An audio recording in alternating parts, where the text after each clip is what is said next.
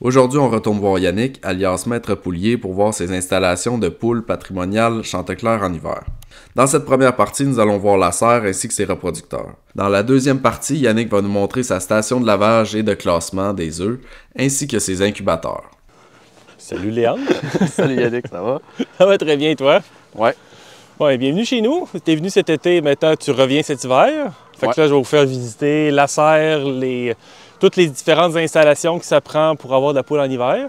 La Chantecler, ça passe bien l'hiver, pas de chauffage, mais il ne peut pas être dans un chicken tractor avec ça d'épais de neige par-dessus. Non, ça non. ne fonctionnera pas, là. Fait que, venez-vous-en.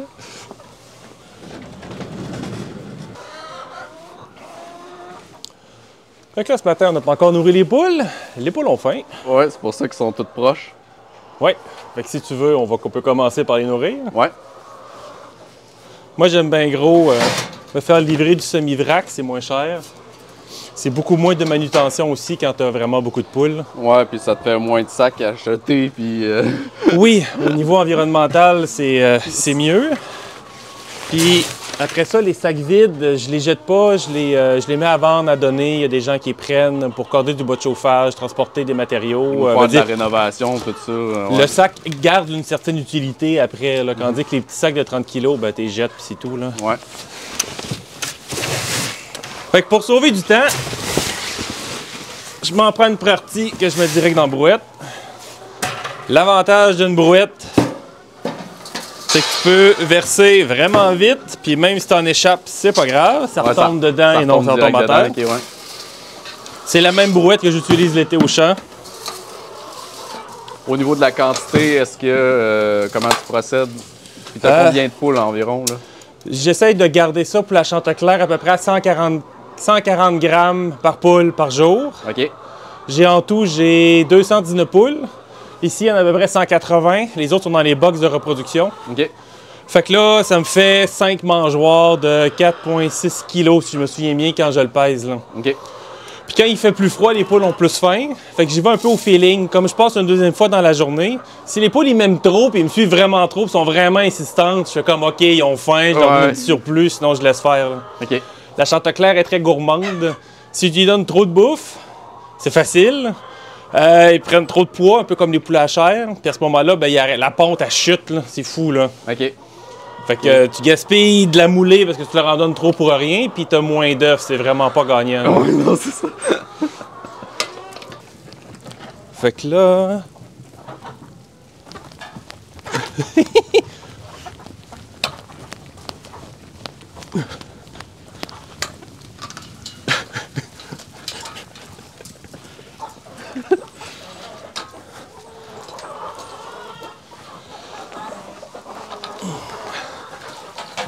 Une fois que les deux premières sont à terre, j'ai un peu plus de liberté de mouvement. Ouais, c'est sûr.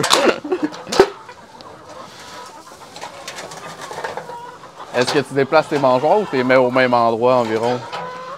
Comme la serre est grande, puis j'ai pas tant de poules. Tu sais, l'espace ici a été fait pour 500 poules. Ouais. J'essaie qu'ils habitent la serre au complet. Si je mettrais les mangeoires là-bas, en plus qu'ils dorment juste sur les perchoirs sur le côté, le fond de la serre, ils l'utiliseraient presque pas, là. Puis j'essaie qu'ils épandent un peu plus les fientes en grandeur. Ouais. Fait que je mets les mangeoires dans le fond juste pour ça, là. OK. Pour favoriser le déplacement. Oui, puis qu'ils habitent l'espace. Tu sais, c'est fait pour qu'à 500 poules, il y ait 5 pieds carrés par poule, ce qui est gigantesque. Ouais. Tu sais, dans l'industrie, même qui appelle les poules en liberté, c'est 0,7 pieds carrés par poule. Quand c'est du bio, c'est pas des chiffres par cœur, là. Il me semble que c'est quelque chose comme 1,5 ou 2 pieds carrés, plus un accès à un enclos extérieur qui va être plus grand. Là, ici, à 5, c'est vraiment grand. C'est beaucoup pour une question de gestion de fumier. C'est plus facile. Puis une serre, c'est pas un bâtiment qui coûte cher, comme c'est pas chauffé. Ouais. Fait que c'est pas un investissement vraiment plus grand, là. Comme là, j'ai surélevé un peu ma brouette parce que je me rendais compte que ça me donnait mal dans le dos. Ah, tout le temps. Parce que t'es un peu trop penché. C'est tout des petits détails. Comme aussi ces mangeoires-là, tu sais, il y a un kink. Ouais. C'est à la fois une poignée, mais aussi c'est fait de manière à ce que quand la poule elle se perche, ça bouge, puis qu'elle n'est pas capable de rester perchée dessus et donc de chier dans le mangeoir. Si tu le prends de l'autre côté, tu finis par le plier puis il casse. Fait que là, le truc, c'est de le mettre de ce côté-là pour être capable de le prendre ici, dans le sens fort du métal. OK, ouais. Mais donc, quand tu viens déposer tes mangeoires, tu essaies de les mettre dès le départ du bon bord pour que facilement, ce soit rapide de venir les chercher. Tu sais, c'est tous des petits détails pour essayer de sauver du temps, là. Ah oui, puis à la fin de l'année, ça fait de grosses différences. Puis justement, en parlant de détails pour sauver du temps, je voyais, tu sais, ta porte est vraiment en ressort, il n'y a pas de barrure, rien. Fait que tu fais juste pousser puis elle revient automatique. Oui, c'est une porte cowboy, c'est magique. Ouais. Parce que tu pousses dessus. Le fait aussi que j'ai commencé à un pied du sol, Ouais. si tu regardes la base, ça aussi, ça a un gros impact parce que ben, t'as vu comment que les poules, ils m'aiment le matin? Fait que là, ils poussent, eux autres, là. Si tu mets la porte trop basse, ils vont pousser sur la porte puis ils vont rentrer dans le sas. Puis là, ils restent pognés. Là, ils vont chier partout, ils vont manger dans le moulé, puis c'est pas ça que tu veux. Non. Fait que juste le fait qu'il y ait un seuil, puis c'est à peu près la bonne hauteur, c'est juste assez pour que ça les arrête, puis c'est juste assez bas pour que ça soit facile de passer par-dessus. Ouais. Puis vraiment que la porte ouvre des deux bords, c'est magique, là. Parce qu'après ça, on va changer l'eau. Là, c'est pareil, tu as des chaudières. Tu veux juste avoir besoin de pousser sur quelque chose. Ouais, Puis tu de vas là- avoir les deux mains libres, là, tout simplement. Oui, c'est ça. Mais tu Ben, pourrais pour dire, faire d'autres choses. Là. c'est de ce bord-là que c'est important qu'elle ouvre. Oui, mais au printemps, il faut que tu rentres des cages ici, tu sors les poules. Fait que là, c'est de ce bord-là que tu vas te mettre à sortir tout le temps. Ouais. Ça vaut la peine. Ah oui, ça vaut la peine. Ça vaut la peine. Je prends l'idée, je l'enregistre. C'est un de mes meilleurs moves. Ça vaut la peine. Là, on est rendu à la dernière mangeoire.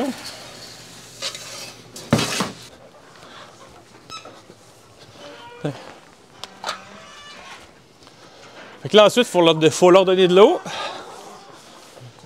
J'ai pas besoin d'échanger à tous les jours au complet parce que j'ai pas assez de poules, là. Ouais.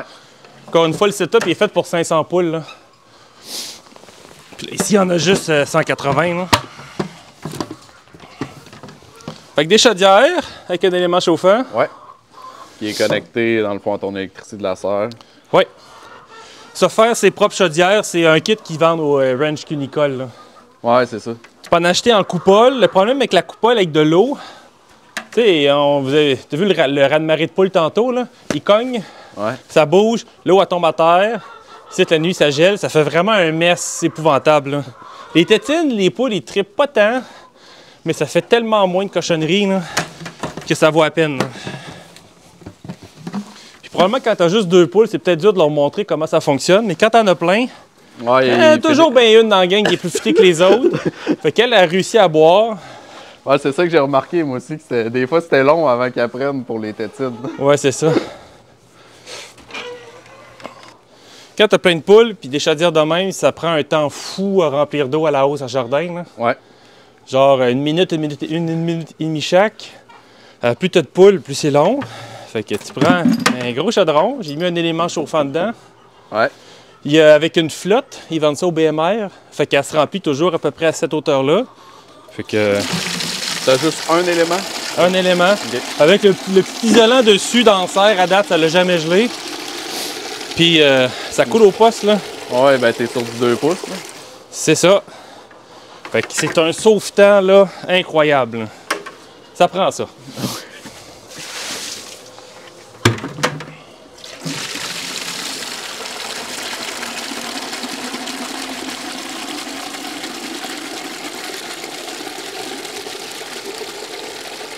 Ouais, c'est pas comme une rose à jardin, hein. Non, c'est pas comme une autre jardin. On voit que t'as commencé par une rose à jardin, puis ça t'a écœuré. Non!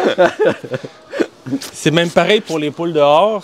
Quand je suis au champ, Ouais, j'ai t'en as un mobile, hein. oui, c'est ça. Sauf que je peux mettre la hausse dedans, je pars ça, je me mets un timer. Là, Ça- tu reviens plus tard. Je vais faire autre chose. Puis je sais que ça prend tant de temps pour avoir assez d'eau pour tous les chicken tractors. Je sauve du temps comme ça. L'eau, elle vient de la maison.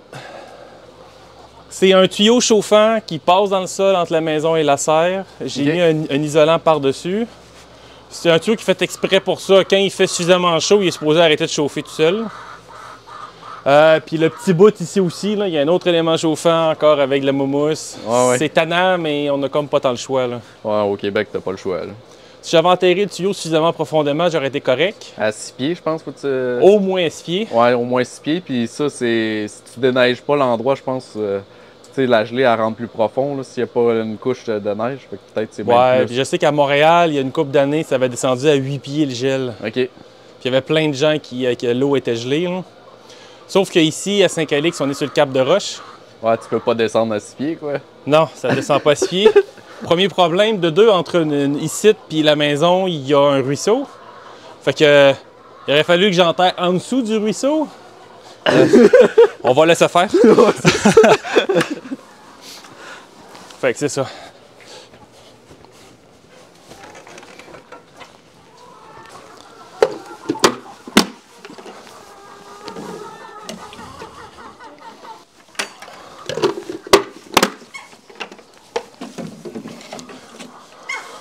Après ça, le niveau de la rive change avec le temps parce que j'en rajoute. Fait qu'avoir une manière quelconque pour être capable de changer la hauteur des chaudières, c'est important. Une bonne vieille planche de bois avec 2 trous, ça fait un super travail. Dans le fond, tu... explique-moi donc, ouais. Ah, OK. Ben oui, toi. C'est tellement simple. Des fois, quand On c'est voit trop... l'ingénieur derrière tout ça. Pas moi qui ai inventé ça, là. Je veux dire, les tendeurs sur une tente en camping, c'est fait comme ça, là. Ah ouais. Non, non, c'est une bonne idée, j'avais pensé. Les perchoirs, il y a la quantité nécessaire pour 500 poules. OK. Tu veux à peu près un pied linéaire par poule, dépendamment de la grosseur de la poule, là. Quand c'est de la poule pondeuse uniquement, tu peux descendre, je pense, à 8 pouces, là. Ouais, ils sont tout petits, eux autres. C'est ça. Comme la Chanticleer est assez grosse et lourde, on m'a vraiment recommandé d'aller au moins à 2 pouces de large. OK. Si le tuyau, si c'est trop mince, tu sais, c'est comme ils sont lourds, puis ça cote vraiment le bréchet, ça finit par faire une marque, surtout quand ils sont plus jeunes. OK. Puis là, tu as le bréchet avec une curve dedans, là. C'est pas top pour la santé de la poule, là. Non. Fait qu'avec ça, c'est plus confortable pour eux autres. Fait que c'est des 2 par 3, ça, dans le fond. Oui. Que j'ai coupé un peu en angle, tu sais, pour que ça soit relativement droit, même si ça monte. Tu sais, après ça, je l'ai juste botté dans le serre. Ouais. Puis à l'été, ça se lève. Tu l'attaches en haut. Exact. Fait que j'ai pas besoin de l'enlever. Puis une fois attaché en haut, c'est vraiment plus d'un jambe. Je peux passer avec le tracteur en dessous, c'est pas un problème, là. OK. Parce que tout t'arrive, tu vas sortir avec ton tracteur, là, comme on avait parlé. Oui, à Pelleronde, même avec des amis, ça doit coûter cher de pizza, de bière et de temps, là. Oui, c'est ça. Mais avec le tracteur à 3 personnes, faire le tas de compost, ça prend à peu près 2 heures et quelques. Ouais, c'est ça. Pour un 2500 pieds carrés, là. Fait que ça se fait vraiment bien, là. Puis j'ai pas un monstre de tracteur, là. Non, non. Bord de ça. De la poule, ça saute, ça vole. Ouais.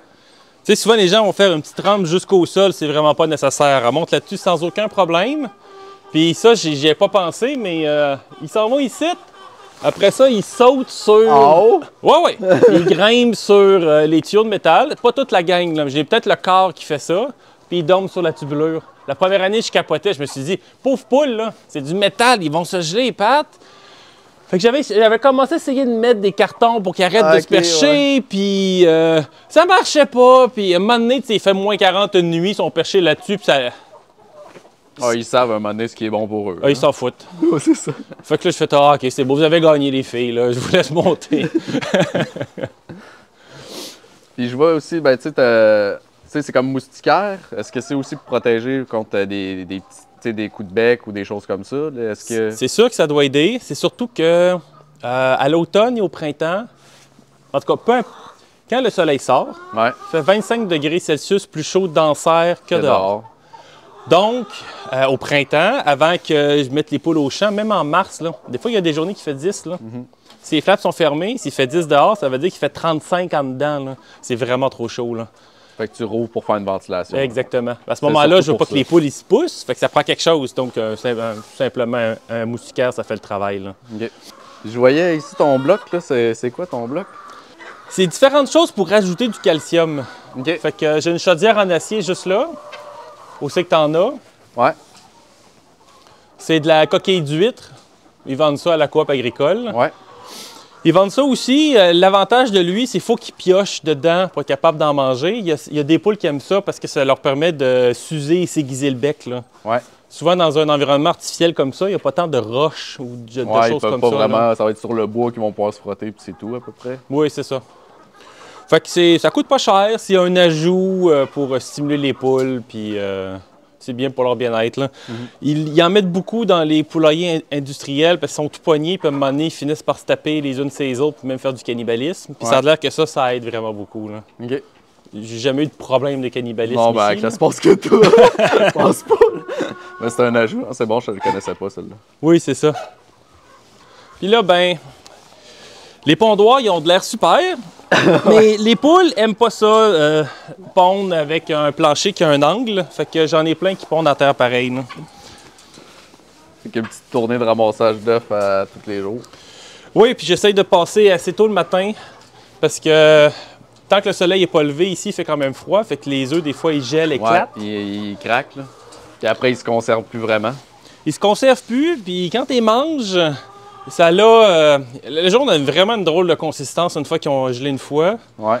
Puis dépendamment, ils ont craqué où, des fois, ils se ramassent pleines de cochonneries. Fait que pas tant envie de les manger, là. Sinon, ici, probablement que sur les photos, tu as vu, j'ai 2 coqs. Il y en a un là, puis un autre, je sais plus où. Ouais. Ce sont des coqs surnuméraires, des coqs de réserve. Comme je fais de la repro, si un coq ne fait pas sa job, ben je veux le swapper avec un autre. Ouais. Puis je manque de place, je manque de bâtiments dédiés à différentes tâches. Fait que je les laisse avec les poules ici, là. Ils sont bien. Oui, ils ont du choix. Puis comme ils ont été élevés ensemble, ce sont 2 frères, puis ils ont été longtemps pas de poules. Quand je les ai mis avec des poules, ils se sont un petit peu chicanés, mais presque pas. Fait que ça s'est quand même bien passé, là. Mais dans le passé, j'ai déjà essayé d'incorporer un nouveau coq. Même ici, là, avec 300 poules. Non, là, ça vient à la guerre. non, c'est vraiment pas drôle. Là. Il se fait pas juste rosser un peu. Là. Fait que c'est pas toujours évident de gérer des coqs. Là. Pour la ventilation, même à 300 quelques poules, j'ai la petite fan qui tournait pratiquement tout le temps. Ça aide beaucoup, mais c'est pas assez. Quand tu as une période de froid, mettons pendant le mois de janvier et février, le sol finit par geler quand même beaucoup. La fiente de poule aussi, elle se décompose pas, elle garde son ammoniac. Ouais. Quand il commence à faire chaud et que ça dégèle, Tout travaille en même temps. Exact, tout en gaz en même temps, puis la qualité de l'air descend vraiment beaucoup. Là. Fait que la petite fan, c'était pas assez, fait que j'en ai rajouté une qui est vraiment plus grosse, mais qui part juste s'il fait en haut de 1 ou 2 degrés. Là. OK. Pas que les poules aillent froid pour rien. Là. Ouais. Ben, pas qu'elle travaille ta fan pour rien, tout court. Oui, parce que ça consomme de l'électricité, genre 1 HP celle-là. Là. Ça en tire de l'air. Là. Mais ça a vraiment beaucoup amélioré la qualité de l'air. Là. C'est nécessaire. Là. Juste de la ventilation passive pour quelque chose qui est aussi grand que ça, c'est pas assez. Là. Non, c'est ça. Puis même quand on se promène trop, puis surtout le matin quand je cours, puis que les poules ils courent, fait un petit haze de poussière dans l'air, là, c'est pas super. Là. Ces pondoirs-là ont vraiment besoin D'amour. Ils ont besoin d'amour. Les conclusions de la chose, ça c'est du tapis artificiel. C'est pas bon. C'est vraiment pas assez solide. Je vais même essayer deux qualités. Les poules, à force de gratter, ils passent complètement au travers. Là. Si j'enlève ça ici, là, Ouais. il n'y en a plus de tapis en dessous. Là. Ils l'ont complètement défaite. Là. Puis je me disais, peut-être pour les petits flaps, mais même les flaps, là, je sais pas, ils picossent dessus, ils grattent, ça tombe en lambeaux, c'est pas bon. J'avais essayé de faire des flaps avec de la jute comme ça. Vas-y, c'est assez pour tenir jusqu'à, je pense, c'est 2 tonnes de gravelle. Ça doit être bon contre les poules. Non, les poules passent au travers. C'est fou, mais c'est fait solide, les petites griffes, là. Ça, c'est des tapis qui sont faits pour les petits pondoirs commerciaux. Ça fonctionne très bien, les poules l'aiment. S'ils aiment ça, pondre dessus, ils ont l'impression qu'ils peuvent gratter puis se faire un nid, ce qui n'est pas le cas, mais ça fonctionne bien. Là. Fait que là, dans les 4 coins, parce que c'est surtout là que les poules ils pondaient, j'ai mis ça pour patcher en attendant. Mais c'est ça. C'est pas extra. Puis un angle, les poules, ils se sentent pas tout à fait stables puis ils trippent pas. Puis j'ai même lu des publications scientifiques là-dessus. Les poules l'apprécient pas tant, là. Fait que comme ici, il y a de la ripe, il y a des petits recoins en dessous de la mangeoire, juste dans le coin là. Des petites cavités, là. C'est ça, il y a des poules qui font comme, j'aime mieux aller pondre là que dans le pondoir. Mais plus du 2/3 des œufs sont quand même pondus dedans, là. OK. Fait que c'est bien, mais... À travailler encore. Ouais, c'est ça. Mais j'ai des chums qui ont aussi des poules. Ils se sont achetés les pondoirs de Ranch chez Nicole avec une pente qui ressemble à ça, mais ils sont en métal. Ils ont le même problème que moi, là. OK. Fait que c'est vraiment l'angle qui fait en sorte que les poules sont moins intéressées. Tandis que dans l'autre poulailler, c'est juste des bacs. Les poules embarquent dedans. Puis pratiquement tous les œufs, vraiment pratiquement, là, 99% des œufs sont pondus dans les pondoirs, là. OK. Et pourtant, c'est le même principe, c'est la même affaire, là. 8, 9, 10, 11... 13, 14, 15, 16, 17, 18, 19, 21, 22, 23. Comme je fais partie de la Fédération des producteurs d'œufs du Québec, une des exigences, c'est que je fasse affaire avec un exterminateur. OK. Pour être sûr que j'aille pas de souris. Si tu regardes, il y a des trappes à souris. Ah ouais, le trappe noire, ça? Il y en a en fait, il y en a 4 ici.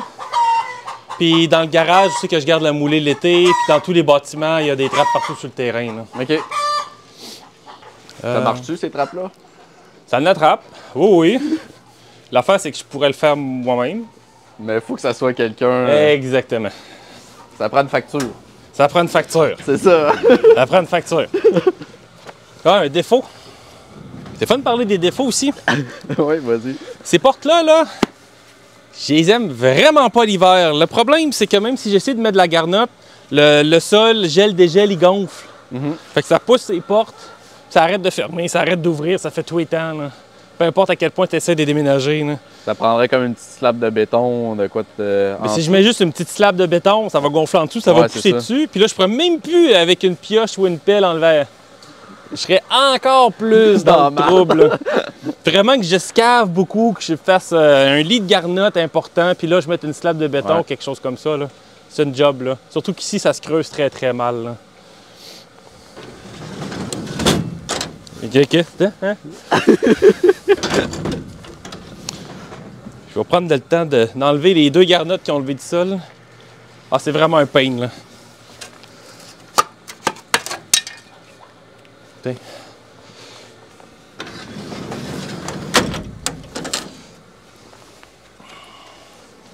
Prochaine destination. Ah, une entrée électrique séparée. Ouais.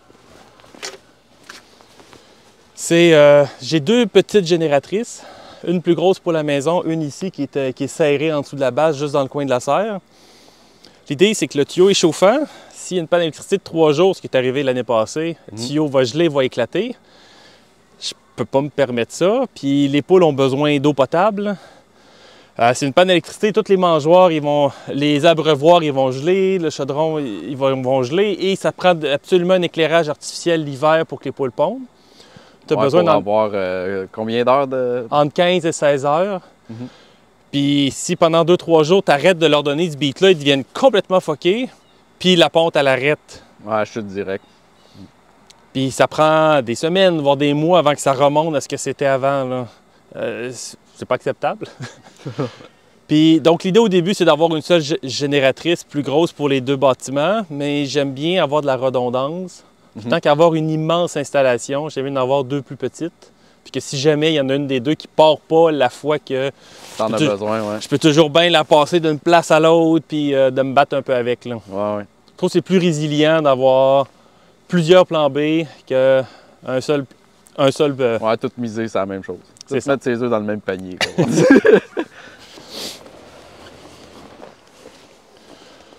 Fait qu'un abri tempo, ça a été mon premier poulailler. Pour venir inspecter la serre, la municipalité est passée. Fait comme, hey, t'as un abri tempo l'été? Ouais, m'en sert comme poulailler puis pas visible du chemin. Non. T'as pas le droit d'avoir un abri tempo l'été. Tu l'enlèves. OK. Fait que les bâtiments à base d'abri tempo, même si c'est pas visible de nulle part, t'as pas le droit. C'est pas juste Saint-Calix, là. C'est partout. Ouais, c'est partout. Fait que là, il va falloir que je me fasse un beau bâtiment, fasse une demande de permis. Faut que ça coûte cher. Ça coûte cher. Que quand tu y penses, une serre ou un abri tempo, je veux dire, c'est une serre Arnois. Arnois fait des abris tempo, c'est la même affaire. Salut les cocottes! Fait qu'ici, il me semble que c'est 10 poules un coq. Puis ça donne 1,6 kg. Ça donne magiquement la bonne quantité de moulée, là. Tiens, les filles. Une poubelle qui barre, parce que des fois, il y a un kick à terre, puis tu perds de la moulée sinon. Ouais. J'ai un œuf qui n'a pas été pondu à la bonne place. Sinon, ici, je me suis pas cassé le bicycle. Ouais, t'as juste mis un bac, puis... Puis ils pondent tout dedans, puis ça va bien. Là. Comme ce sont des reproducteurs, puis d'une année à l'autre, j'essaie de contrôler quand même un peu le taux de consanguinité. Ouais. Je veux pas que les frères et les sœurs fassent des bébés ensemble. Donc ici, c'est mon lot 5. Je marque 5 sur les œufs. Après ça, quand je vais les envoyer dans l'incubateur. Puis quand les poussins vont naître, j'ai 5 plateaux différents. OK. Fait que je sais il est sorti duquel. Puis après ça, ben, il y a plusieurs manières de les marquer. Là. Il y a une année, j'essayais avec du colorant alimentaire. Ça fonctionne très bien jusqu'à temps qu'ils deviennent trop vieux, puis qu'ils muent, puis qu'ils perdent la couleur. Ouais, ouais. Sinon, maintenant, c'est du poinçonnage entre les doigts ici. OK. C'est un peu comme si tu faisais percer les oreilles. Là. Ouais, ouais. Je te montrerai une poule tantôt. Là. À l'âge adulte, on le voit bien. C'est comme, oh mon Dieu, le trou, il est gigantesque. Ouais, mais quand il était poussin, là, c'est gros comme une tête d'épingle. Juste que la poule, en grandissant, le trou elle grandit avec elle. Ouais, c'est comme les oreilles là, avec les anneaux qui élargissent. Là. Ouais, c'est ça. Les humains se le font à eux-mêmes, bon, on est momounes, nous autres. Fait que... Mais si c'était pas de la réglementation, le bris tempo, c'est un 20 par 20, tu peux mettre 100 poules dedans à 5 pieds carrés, puis c'est super. Là. Ouais, c'est ça. Puis ça fait quelque chose de vraiment peu coûteux. Oui. Fait qu'il faut encore mieux le cacher. Ouais, c'est ça. Ah, c'est ridicule. Là. Mais en fait, si j'avais pas eu la serre et t'étais pas venu inspecter... Ah, tu t'aurais jamais eu ça. C'est ça. Ça, c'est un cabanon qui était déjà existant quand j'ai acheté la propriété. J'ai juste coupé le mur, j'ai pris une bay window que quelqu'un donnait. Puis au début, c'était un box extérieur que j'avais fait. J'ai appris à mes dépens que si tu mets des coques ensemble avec des poules, même si c'est 4 coques, mettons, avec 40 poules, il y a assez de poules. Là. C'est pas un stress là-dessus. Ils chicanent pareil, même s'ils sont frères. Puis là, quand le coq dominant essaye de monter une poule, il se fait bumper par les autres. Les coqs qui se font dominer, ils gardent leur trou. Fait que t'es rendu avec un coq qui monte 40 poules, ce qui fonctionne pas, puis qui se fait déranger tout le temps. Fait que ça... Par contre, dans les élevages vraiment commerciaux, quand tu dépasses 100, 200 poules avec 10, 20, 50 coqs, c'est tellement grand, il y a tellement de monde que là, ça fonctionne. Mais ils se reconnaissent plus, je pense. C'est ça. Fait que ton taux de fécondité devient bon. Mais comme je suis entre les deux, j'ai pas le choix. Faut que je fasse des box qui sont séparés. Là, l'hiver, ils viennent surtout manger un petit peu de neige. Là. Ouais. Mais aussitôt qu'il fait assez chaud et que la neige à fond, les poules sont tout le temps rendues dehors. Là. Puis, les poules n'ont pas accès à la porte ouverte souvent, fait qu'ils n'ont vraiment pas tendance à sortir. Ils haïssent marcher dans la neige. Puis là, je vais leur donner de la bouffe et qu'ils vont rester en dedans. Là.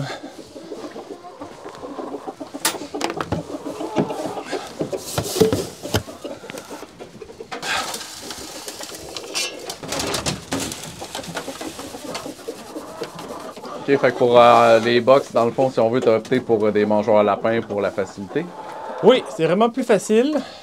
Là, je vais me faire un nouveau bâtiment cet été. Je travaille avec la municipalité pour avoir des vernis. Ouais. Et donc aussi d'enlever l'abri tempo. Fait qu'à partir de l'année prochaine, il n'y aura plus de poules ici. Les choses que j'aimais moins, je vais mettre 2 mangeoires à lapin. Ouais. C'est la même quantité de bouffe pour du poule, c'est juste qu'il y a moins de compétition aux mangeoires, puis ça va être plus zen. La hauteur, tu sais, ici puis là, ça va bien. Là, c'est un peu juste, là. Fait que je veux que ça soit des box qui soient pleine hauteur. L'accès à la volière, plus facile. Celles qui sont en haut, c'est plus difficile pour eux autres de regrimper, parce que ça commence à être haut, la pente, là. Ouais, c'est ça. Les autres, ils n'ont pas de problème. C'est pas un gros problème, là, mais tu sais, on aime nos animaux, on veut leur donner ce qu'il y a de mieux. Ben, t'as fait avec le bâtiment que t'avais aussi. Là. Oui, c'est ça. C'est ça. C'est aussi simple que ça, là. Et avec un talent de constructeur qui était quand même limité, là, parce qu'à la limite, ça, j'aurais pu le faire un peu plus bas. Les poules auraient rampé plus pour sortir dehors, mais c'est pas la fin du monde. Ça nous aurait donné un petit peu plus de place pour celles qui sont en haut. Là. Comme le bâtiment avec l'immense fenêtre est assez sombre l'hiver en fin de journée, c'est le seul bâtiment aussi que je laisse la lumière artificielle allumée genre jusqu'à 3 heures. OK. Parce que sinon, les poules étaient en mode dodo vraiment trop tôt dans la journée. Là. OK. Comme ici, j'ai, il y a 40 quelques poules. Ça mange quand même pas mal. Le fait que la moulée soit là-bas, je le remplis ici avec des chaudières. c'est pas optimal. Il va falloir que je pense à quelque chose. Ouais, parce que t'es vide souvent, c'est ça? Ouais, j'ai de la bouffe pour 2 jours à peu près. Là. Ok, ouais.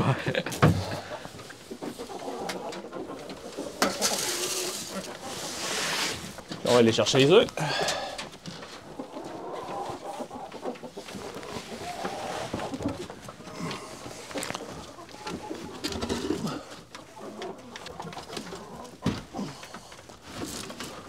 Dans les mangeoires, je mets des balles de golf. Ouais. Ça aide un peu à ce que les poules cassent moins leurs œufs pour les manger. Parce que quand ils s'essayent sa balle de golf, ils font pas vraiment de différence. Puis ça doit être raide sur le bec. Là. Ouais, c'est ça. Ça fonctionne, mais c'est pas magique. Là. Je dirais que ça l'aide à diminuer le problème. Les œufs qui sont très gros, Ouais. c'est le fun, ils ont 2 jaunes. Les clients aiment bien ça. La reproduction. Ça fonctionne pas. Avec 2 jaunes, il y a 2 poussins. Puis ils n'arrivent pas à percer l'œuf et à sortir. Là. J'ai souvent essayé, j'ai jamais eu de poussins viables avec les jumbo. Ok. Fait que on va simplement les manger. Là. Fait que tu sais, les pondoirs de même, c'est le fun. Parce que quand j'ai pas de poule dedans, j'ai pas besoin d'ouvrir toute la trappe pour avoir accès aux œufs. Ouais, tu fais rien que le glisser. Contrairement à celui qui est en haut, que là, il faut que j'ouvre tout. Ce pondoir-là, je l'avais fait chauffant au début. Ok. J'avais mis un fond en crazy carpet, puis en dessous, il y avait une lampe chauffante avec un thermostat. T'es sûr que les œufs gèlent jamais. Mais les poules veulent dormir là, quoi. Non, ça consomme de l'électricité. Au niveau du risque d'incendie, c'est peut-être pas magique non plus. Ouais. Ça réchauffe plus vite dans ce temps-là. Mais il n'y a pas tant de fois dans l'hiver où c'est qu'il fait assez froid pour que les œufs gèlent assez vite que tu n'as pas le temps de les ramasser le matin. Ouais, c'est ça. Fait que le bénéfice, c'est pas gigantesque. Là. Tu fais ta tournée pour les œufs à peu près vers quelle heure normalement? Dans le coin de 8 h le matin, 8 heures. puis on repasse vers 1 heure et quelques de l'après-midi. Ok. Dans la serre, l'après-midi, c'est rare que les œufs gèlent. Surtout qu'il fait soleil, il fait assez chaud. Par contre, ici, les bâtiments se réchauffent beaucoup moins pendant le jour. Fait que ça a plus tendance à geler C'est et à plus ici fondre. que ça va geler, ouais. Pas mal ça, là. Merci à tous les membres qui soutiennent financièrement le projet de partage via l'abonnement payant.